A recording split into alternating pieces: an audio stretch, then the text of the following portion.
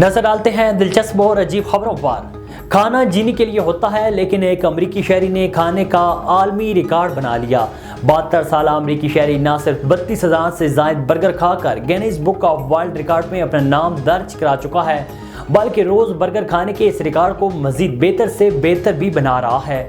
غیر ملکی میڈیا کے مطابق بوڑھے شخص نے 1972 سے روزانہ ایک معروف کمپنی کا برگر کھا کر سب سے زیادہ برگر کھانے کا عالمی ریکارڈ قائم کیا، اور اس ریکارڈ کو اس حوالے سے معتبر Guinness book of world record میں بھی درج کر لیا گیا ہے۔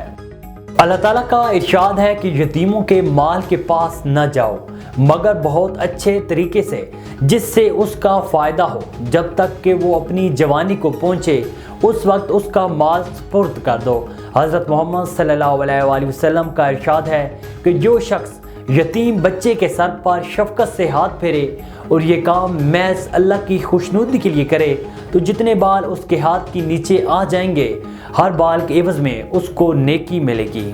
پنجاب حکومت نے غیر معیاری سلنڈرز تیار اور فروخت کرنے والوں کے خلاف کارروائی کا فیصلہ کر لیا۔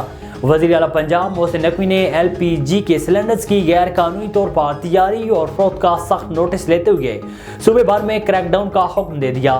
محسن نقوی نے تمام اضلاع کے ڈپٹی کمشنر کو اس ضمن میں ہدایت بھی جاری کر دی ہیں۔